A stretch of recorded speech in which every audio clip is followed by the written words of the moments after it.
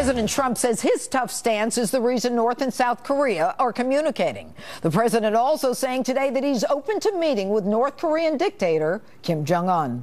Here to react to that and more, Fox News military analyst Colonel David Hunt. All right, good evening and Happy New Year, Colonel. How are you? Good, thanks. Same to you. All right. So the president says, but for him, North and South Korea wouldn't be meeting. How do you interpret that?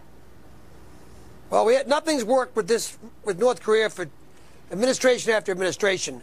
The new president likes to poke a stick in people's eye, and it's getting everyone's attention, including the president of North Korea. We just don't know if it's working or not. The issue for us is whether, not military, because we would destroy North Korea. The issue is always going to be Seoul. But I think there's as much to do with the president saying what he's saying outside of the bigger button issue as it is with the Olympics coming up. I think that's another very good reason for the North to South to be talking. So far, they've had an administrative check of their communications thing. Hopefully this week they'll do something more serious. Well, I think you would agree, though, that everything that's happened in terms of, from Bill Clinton giving money to Kim Jong-un's father or grandfather, whoever it was, the Democratic approach or the Democrat approach hasn't really helped. And, going toe-to-toe with this bozo might make a difference. But I want to move now to Iran and the protesters in Iran. It appears that not only has the president tweeted the U.S. is watching, but our UN ambassador. Here we go. The UN ambassador, Nikki Haley, is basically saying that the U.S. is there in the event that Iran's claims fomenting an unrest is not complete nonsense, as they allege. Look, the issue with Iran right now is that there's a lot of protesting about money and budgets.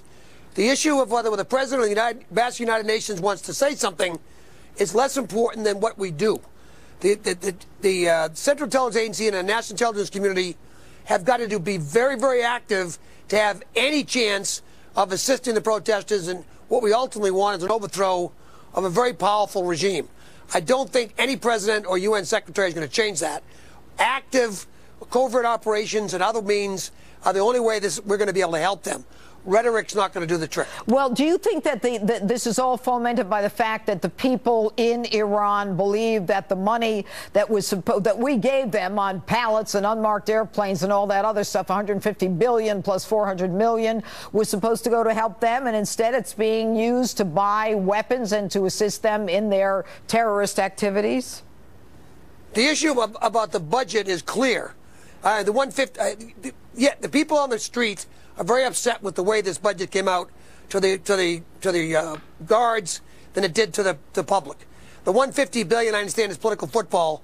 The real big issue is that they're back on the streets, whereas they haven't been since 2009, and that one didn't work very well. Right, right. All right, Colonel David Hunt, good to be with you. Thanks for being with us.